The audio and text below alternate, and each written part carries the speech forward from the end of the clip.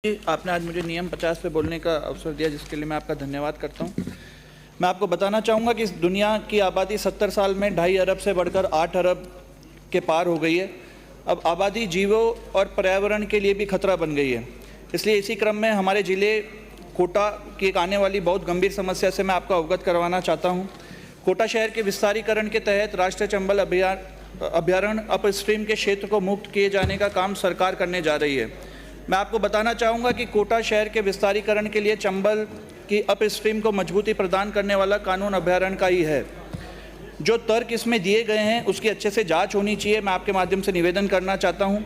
वन्यजीव गणना में राष्ट्रीय घड़ियाल सेंचुरी के इस एरिया में कोई घड़ियाल के समान ही मगरमच्छ, कई प्रवासी पक्षियों के अलावा आसपास भालू, पैंथर का कोई मूवमेंट है या नहीं, इसकी जाँच होनी चाहिए। माननीय अध्यक्ष जी, मैं आपसे ये भी निवेदन करूंगा कि सेंचुरी का नियम हर जगह लागू होता है ताकि वन और वन्य जीवों का एरिया बचा रहे। अगर शहरीकरण के दबाव में वन क्षेत्र खाली होती रहे तो कई शहरों के आसपास सेंचुरी एरिया में शहरी दखल बढ़ेगा। ये केंद्र और राज्य सरकारों का दायित्व है कि नागरिकों को नियोजित तरीके से बसाया जाए और उनके मूलभूत अधिकारों को रक्षा किए जाए। इसमें कोई दो राय नहीं है। इसके साथ ही चंबल के जीव जंतुओं की रक्षा करना आवश्यक है।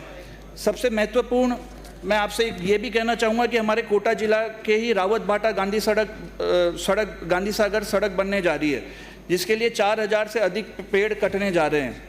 और इसी के साथ साथ अगर ये जो हमारे नदी के दोनों तरफ के जो एरिया अगर खाली होते हैं तो नदी के दोनों ओर अतिक्रमण की बाढ़ आ जाएगी और सीमेंट कंक्रीट के जंगल खड़े हो जाएंगे। तापमान और अधिक बढ़ने के आसार है। ये नागरिकों के जीवन मरण का प्रश्न है और इसीलिए मैं आपके माध्यम से एक बार पुनः निवेदन करना चाहूँगा माननीय अध्यक्ष जी कि वन जीवों के खिलाफ अगर सरकार किसी भी प्रकार का निर्णय लेती है तो जल, जंगल और ज़मीन की रक्षा करने वाले सभी वन प्रेमियों के अंदर आक्रोश है। हम इसका पुरजोर विरोध करते हैं। इसीलिए इस विषय पे प्रधानमंत्री जी, माननीय मुख्यमंत्री जी एवं माननीय वन मंत्री जी को गंभीरता से पुनः विचार करना चाहिए। आपने बोलने का अवसर दिया, जिसके लिए धन्यवाद। जय हिंद, जय जौहर, जय प्रकृति। श्रीमती